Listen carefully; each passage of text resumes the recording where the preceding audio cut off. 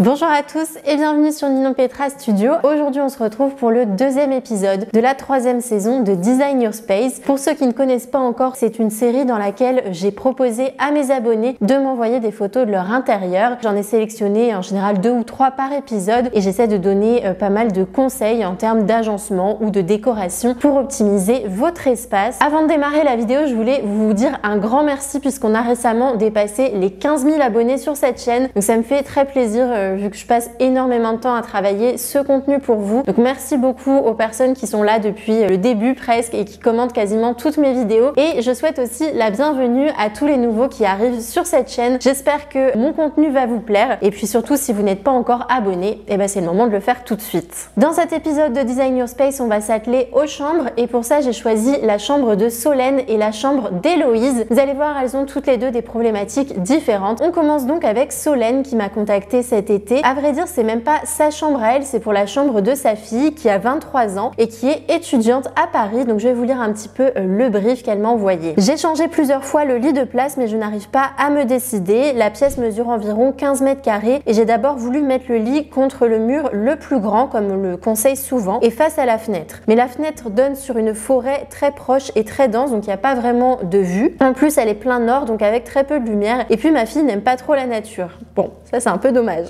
Alors je me suis dit que j'allais mettre le lit face à la porte pour qu'il symbolise mieux cette idée de la chambre et animer le mur d'en face, donc le mur de droite derrière la porte d'entrée, avec des étagères et des bibelots de ma fille pour qu'elle se sente un peu plus chez elle. Mais le mur du fond, donc il fait 3,30 m sur lequel s'appuie le lit, est bas de plafond et je trouve que ça ratatine un petit peu la pièce qui fait pourtant 15 mètres carrés. En effet, ici on est sur une très grande chambre, 15 mètres carrés, c'est vraiment loin des standards aujourd'hui, surtout que sa fille habite à Paris visiblement, donc ça doit bien lui changer de son studio parisien. Comme vous pouvez voir sur les photos, c'est une chambre qui est sous pente. Alors c'est même plus des pentes, là on est carrément sur un toit cathédrale et moi je trouve que l'espace est magnifique, il est très lumineux et a un fort potentiel décoratif. La seule petite contrainte que je trouve dans cet espace, c'est que finalement chaque pan de mur est pris soit par une porte, soit par une fenêtre. Donc ça c'est vrai que ça facilite pas vraiment l'agencement, mais vous allez voir il y a quand même plusieurs possibilités qui s'offrent à nous. J'ai rapidement modélisé la chambre sur SketchUp, donc ici c'est vraiment juste pour vous montrer ma logique d'agencement, c'est pas du tout dans le but de rendre un projet client. Donc on va faire ça pour l'instant avec du mobilier standard. Je vais déjà tester l'emplacement du lit. Donc évidemment on commence par le mobilier le plus gros vers le mobilier le plus petit. À la base Solène avait positionné le lit à cet endroit, donc on va déjà tester comme ça. Et puis il y a aussi la possibilité de le mettre sur le mur d'en face. La seule chose qui peut être un peu gênante, c'est que sa fille sera peut-être réveillée par la lumière du soleil parce que j'ai l'impression qu'il n'y a pas de volet, donc c'est pas forcément la meilleure idée. Après je vous avoue que en face de la fenêtre ça aurait été plutôt bien, mais c'est vrai que la porte elle est assez centrale sur ce pan de mur donc c'est pas très pratique. Et puis comme vous pouvez voir là, quand je positionne le lit ici, la circulation elle est quand même moins bonne vers le placard. Donc finalement je pense qu'on va rester sur la configuration de base. Je vais ajouter 2 petits tables de chevet, quelque chose de très simple, Il faut se dire que sa fille elle ne vit pas ici à plein temps donc ça sert à rien de mettre des tables de chevet massives. Solène avait spécifié qu'il n'y avait pas besoin d'énormément de rangement ou de dressing. Par contre c'est quand même sympa d'habiller un petit peu le mur en face, donc pour ça on va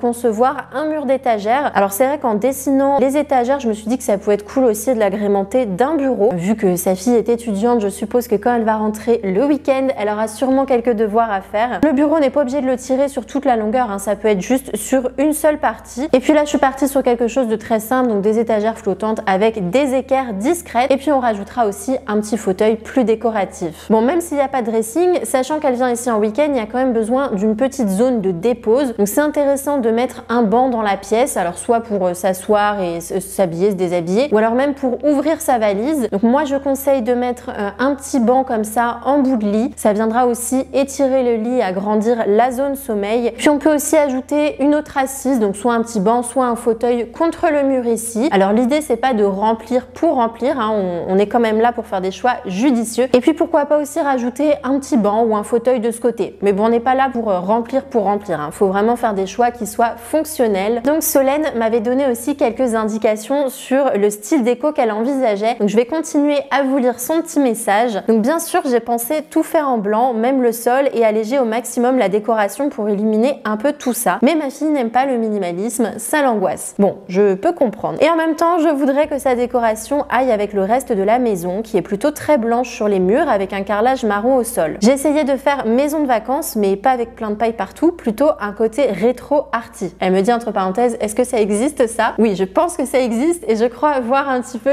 ce dont tu me parles. Je suis située au pied du Mont Ventoux et je voudrais continuer avec sa chambre pour qu'elle ait envie de venir faire des week-ends de break. J'ai pensé changer le sol, donc là actuellement c'est une moquette. Elle me dit que la moquette a déjà une trentaine d'années et ma fille serait d'accord pour un parquet flottant. Ensuite, je me disais que je pourrais peindre une tête de lit sur le mur derrière avec des rayures verticales blanches et jaunes, donc très bonne idée, pour allonger un peu le mur et mettre du linge de lit très blanc. Peindre les plinthes en terracotta pour rappeler le carrelage marron de la maison et j'en suis là. Voilà, donc elle était complètement bloquée sur la suite du projet. Elle m'a expliqué en fait que le projet était un petit peu au point mort et qu'elle n'arrivait pas à avancer. C'est pour ça que j'ai envie de lui apporter quelques idées supplémentaires. Déjà, je pense qu'elle est partie dans une très bonne direction et de la façon dont elle me décrit le reste de la maison, je serais très curieuse de voir sa déco. Donc honnêtement, je vais me baser sur les premières idées qu'elle a eues et on va déployer ça pour créer vraiment une ambiance chaleureuse et accueillante pour sa fille. Si vous avez vu la rénovation de cette maison, vous savez que je suis moi aussi fan de rayures verticales, hein. J'en ai mis dans ma première chambre.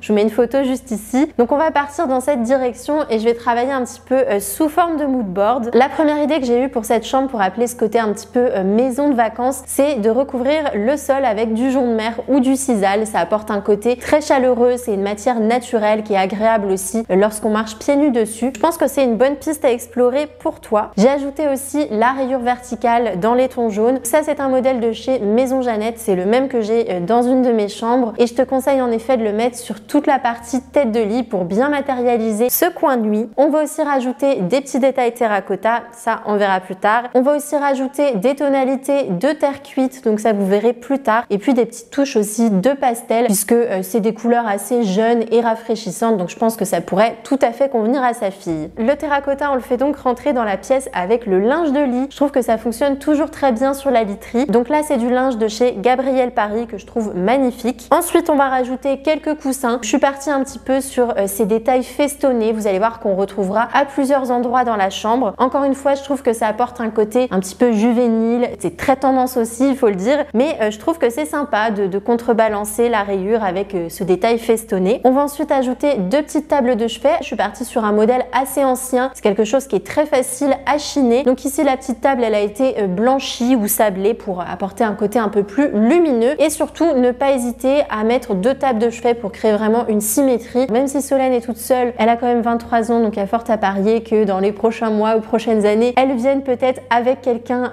le week-end. J'ai ensuite ajouté des rideaux en voilage, donc quelque chose d'assez léger et frais dans les teintes rose pâle. Et puis on va agrémenter aussi les tables de chevet avec des petites lampes. Donc là, on retrouve ce côté aussi festonné sur l'abat-jour, mais j'aime bien la couleur, l'espèce de céramique vert pâle. Je trouve que ça apporte beaucoup de fraîcheur. Et ce vert, on va aussi le retrouver donc dans le banc là qu'on va utiliser soit en bout de lit, soit sur le côté vers le placard. Ça, c'est vraiment un élément qui est hyper pratique. Je pense que dans n'importe quelle chambre, il faut penser à mettre une assise supplémentaire. Ensuite, on va partir de l'autre côté de la chambre. Donc là, j'ai mis une petite photo d'étagère que je trouve assez sympa. Travailler d'une manière très minimaliste, hein. L'idée, c'est pas de remplir d'une quantité d'objets. Et puis, pourquoi pas aussi partir sur une essence de bois assez claire pour rappeler les tables de chevet et puis essayer de rester dans la même tonalité que le jonc de mer. J'ai ajouté aussi un fauteuil, donc encore une fois dans les tons terracotta. On est sur une forme qui est hyper confortable, très accueillant, qu'elle pourra utiliser donc soit pour travailler si le bureau est bas, soit éventuellement pour lire ou pour s'habiller le matin. Un petit miroir supplémentaire un petit peu wavy, donc c'est une forme qui est clairement inspirée du miroir Ultra Fragola d'Ettore Sottsass. Je sais que c'est un miroir qui est très tendance, mais vous êtes nombreux à l'apprécier. Donc là, vu qu'on est sur une femme assez jeune, je me suis dit que ça pourrait sûrement lui plaire. Voilà, donc c'est fini pour la chambre de la fille de Solène. Je pense qu'avec cette disposition-là et cette ambiance décorative, on peut réussir à créer quelque chose d'assez frais, de léger, qui rappelle un petit peu ce côté de maison de vacances, mais en apportant un petit peu de jeunesse et de fraîcheur avec quelques pièces tendances. Donc j'espère beaucoup que ça plaira à ta fille et j'aimerais bien aussi avoir l'avis de tout le monde en commentaire. N'hésitez pas à me dire ce que vous en pensez. On passe maintenant à la chambre d'Héloïse. Donc d'ailleurs, Héloïse, il me semble que tu fais partie des abonnés fidèles qui commentent beaucoup mes vidéos parce que je crois avoir reconnu ton nom dans les commentaires. Donc merci beaucoup pour ça et du coup, ça me fait encore plus plaisir de m'occuper de ta chambre. Donc je vais commencer par lire le petit message qu'elle m'a envoyé. Alors, mon chéri et moi avons acheté une jolie maison en septembre dernier et nous avons plusieurs problématiques, dont une à l'étage. Nos Nos chambres sont toutes mansardées et je trouve les possibilités d'aménagement assez réduites. Également, je trouve les meubles difficiles à habiller. Je pense me diriger vers de la peinture ou du papier peint sur le sous-bassement, mais ce n'est pas évident. Nous avons 3 chambres avec la même disposition et je trouve que c'est compliqué d'habiller le mur principal qui est en pente. Par exemple, dans notre chambre, j'ai pensé à peindre le sous-bassement, mais la pièce est en longueur et j'ai l'impression que ça donnera un effet couloir. J'aurais aimé intégrer du papier peint aussi à la chambre, mais je suis un peu perdue. Pour l'aménagement, je trouve cela assez limité, mais tu auras sûrement de belles idées. Nous allons faire des travaux dans cette pièce, donc le sol et les murs sont à refaire et on prévoit de changer la tête de lit, peut-être pour une tête de lit en rotin, et chiner un petit meuble de rangement supplémentaire. Et elle me précise aussi, à mon grand bonheur, que les spots ne resteront pas. Alors j'étais hyper étonnée de voir des spots comme ça dans la chambre, c'est très rare. En tout cas, si vous construisez ou rénovez une maison, je vous le dis tout de suite, c'est une très mauvaise idée. Alors pour ce projet-là, je n'ai pas les dimensions de la pièce, mais c'est pas grave, j'ai quand même modélisé rapidement la chambre sur SketchUp.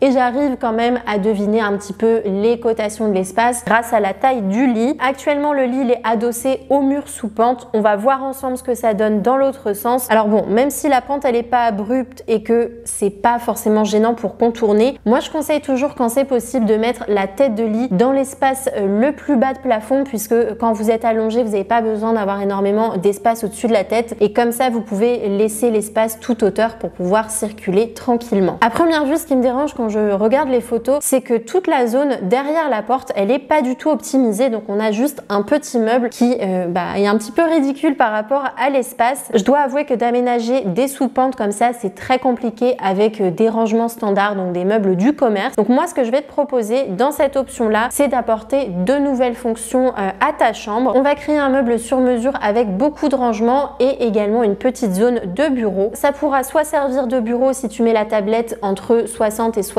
cm ou alors de coiffeuse en la plaçant un petit peu plus bas. Je vous montre en accéléré le dessin de cette menuiserie. Alors très honnêtement, c'est une première réflexion, hein. C'est pas un meuble qui est optimisé. J'ai vraiment fait ça en 5 minutes parce que l'idée c'est de se rendre compte du volume. Je suis partie sur un meuble de profondeur 60 cm de façon à pouvoir y ranger des vêtements et des vêtements suspendus. Là c'est vraiment une première réflexion. L'intérieur n'est pas du tout optimisé, hein. J'ai vraiment fait ça en 5 minutes, mais l'idée c'est de se rendre compte du volume qui va être occupé. J'ai donc rajouté ce petit espace bureau d'appoint / coiffeuse au milieu et le caisson en haut, donc c'est pas forcément obligatoire de le mettre en fonction de ce que tu auras à ranger. Une fois que j'ai dessiné ce meuble, je me suis rendu compte qu'il y avait plus assez d'espace pour circuler, donc j'ai redécalé le lit et les tables de chevet un petit peu plus vers la fenêtre. Voilà donc pour l'agencement, c'est quelque chose d'assez simple et instinctif. Honnêtement, il n'y a pas non plus 1001 possibilités. Donc on va maintenant passer à l'ambiance déco. Donc il n'y avait pas du tout d'indication dans le mail d'Héloïse, mais de ce que je peux voir sur les photos, elle avait quand même déjà commencé à donner une direction. Donc on a un mur dans les tonalités vert de gris. Honnêtement, je trouve que c'est un petit peu froid pour une chambre. C'est pas des tonalités moi que j'ai l'habitude d'utiliser puisque ça apporte pas beaucoup de chaleur à l'espace. Et je vois que tu es quand même resté sur des tons très clairs et très blanchis, sûrement dans l'optique d'agrandir cet espace. Mais à vrai dire, il faut pas chercher sans cesse à agrandir les espaces qui sont petits. Ce n'est pas en mettant du blanc partout que vous y arriverez. Moi, je vous propose de faire tout l'inverse et d'apporter des couleurs qui sont riches, qui sont intenses, qui sont vraiment présentes dans la pièce, qui vont participer à créer un cocon intime et un espace qui est très chaleureux. Héloïse avait donc choisi le vert de gris, elle l'a utilisé sur le mur où il y a la fenêtre. Donc ça, c'est quelque chose que je recommande pas non plus puisqu'en général, c'est le seul mur de la pièce qui ne recevra jamais de lumière naturelle. Donc en général, s'il y a un mur à peindre, on évite que ce soit celui-ci. Par contre, c'est une bonne idée, cet effet trompe-l'œil, c'est assez audacieux. Moi, je l'aurais plutôt fait dans une pièce de passage ou une chambre d'enfant puisque là, on est sur des lignes qui sont très brutes et très nettes et finalement, dans une chambre, on recherche plutôt de la douceur et un aspect cosy. Donc, je suis pas sûre qu'on aille dans la bonne direction. Pour ce projet, je vais donc te proposer quelque chose d'assez sophistiqué et audacieux. Donc, je suis partie de la base du parquet qui est actuellement dans la pièce, qui a l'air d'avoir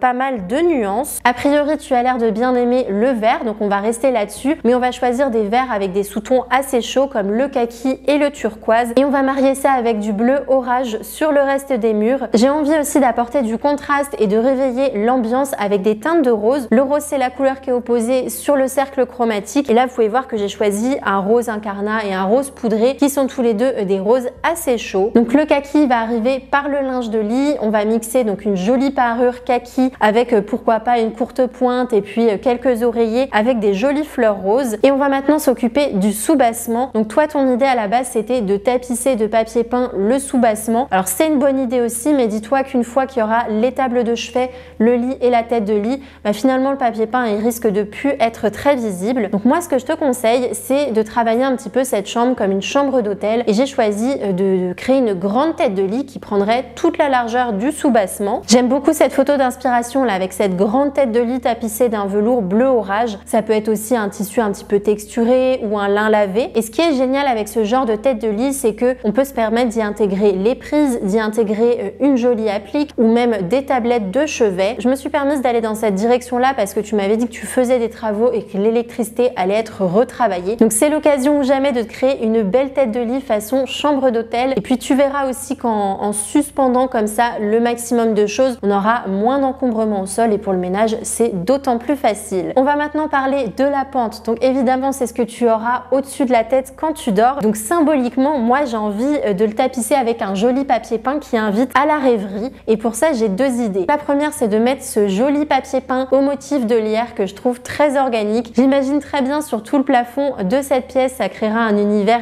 hyper onirique. Et ma deuxième idée, c'était cette petite fleur avec le fond turquoise. On est sur quelque chose de beaucoup plus sombre, mais là on aura vraiment cette idée de boîte colorée. Je trouve que c'est un choix beaucoup plus audacieux, mais à mon avis ça fonctionnera très bien dans cette pièce. Pour info, ces deux papiers peints là viennent de chez Ovia. J'ai aussi ajouté deux jolies appliques un petit peu de style art déco et j'ai vraiment craqué pour ce modèle. Je trouve qu'elles ont un style un petit peu occidental aussi et ça accentue vraiment ce côté un petit peu boudoir. Regardez avec les petites pampilles dessous, c'est magnifique. Le bleu orage, on va pas simplement le retrouver sur la tête de lit, mais il va aussi arriver sur les autres murs, donc le mur de la fenêtre, le mur en face du lit et aussi toute la zone qu'on a dessinée tout à l'heure avec le meuble sur mesure. Ce meuble là sera donc fabriqué en MDF et je te conseille de le peindre derrière en bleu orage. Et pourquoi pas la petite niche là qui représente ton bureau ou ta coiffeuse, ça pourrait être fait en plaquage de bois clair. J'ai rajouté aussi ce fauteuil en forme de fleur, je le trouve trop joli. Il est assez bas et sa couleur rose, elle va venir rappeler les petits éléments dans la tapisserie. Donc vous voyez, on a quand même apporté du rose dans une chambre parentale sans créer un effet trop girly. Et je trouve que ça marche très bien parce qu'il est mixé avec des tonalités kaki et turquoise qui a priori sont plutôt